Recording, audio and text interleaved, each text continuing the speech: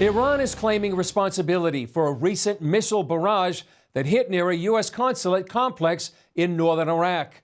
The attack has greater ramifications for U.S.-Iranian ties and the pending Iranian nuclear agreement. Iran state television claimed the missile strike targeted 2 Israeli spy centers in retaliation for an Israeli airstrike in Syria that killed 2 Iranians.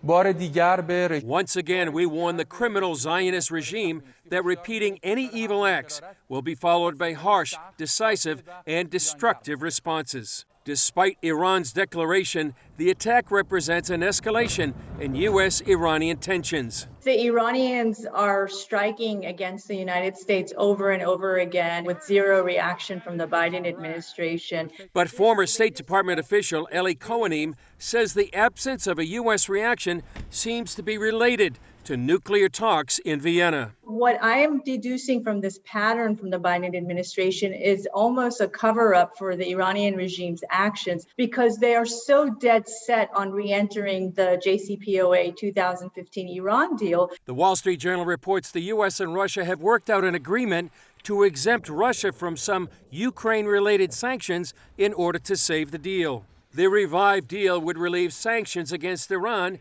giving them billions of dollars that experts say could be funneled to terror groups. 3 years from now, it would remove restrictions, which would allow Iran to become a threshold nuclear state. It will have enough enriched uranium to create dozens and dozens of nuclear bombs, and it will have the ICBMs to deliver them to any place in the United States. That is unbelievable. It's not merely unacceptable.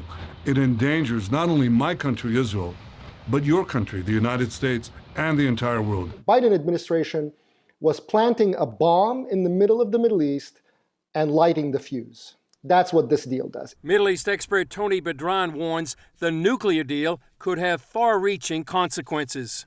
It accelerates the clock, speeds up the countdown to a conflagration, because what you're telling regional allies, Israel chief among them, is that we're leaving you to the wolves. And we're not just leaving you, and sitting aside.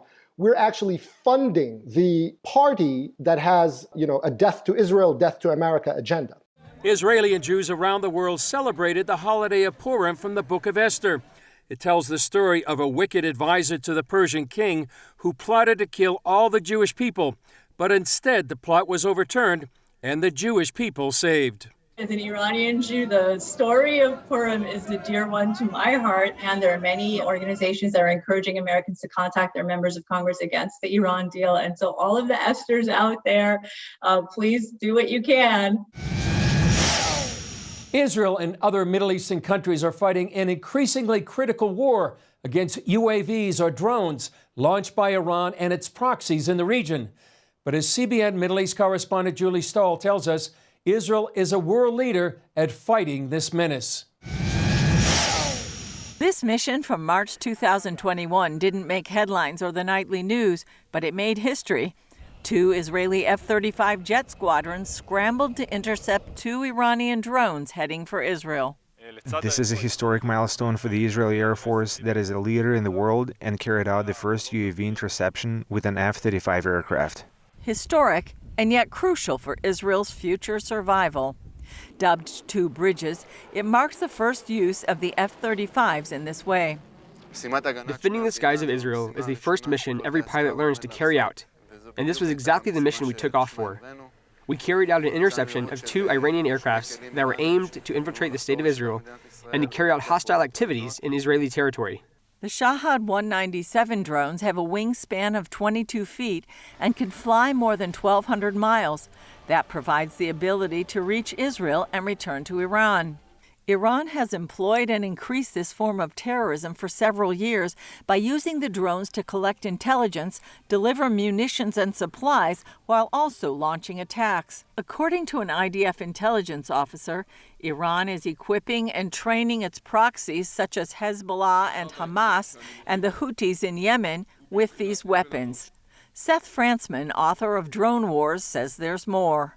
It means you have very skilled operators who can use drones to target ships or energy facilities or whatever they want. It utilizes hundreds of these drones to target sites around the Middle East, like the high-profile attack on the Aramco oil processing facility in Saudi Arabia. It shows us exactly what can be done with drones, even against an advanced power like Saudi Arabia that ostensibly has Western air defenses, and the drones were able to come in quite low and I think avoid radars, and were able to carry out pinpoint attacks.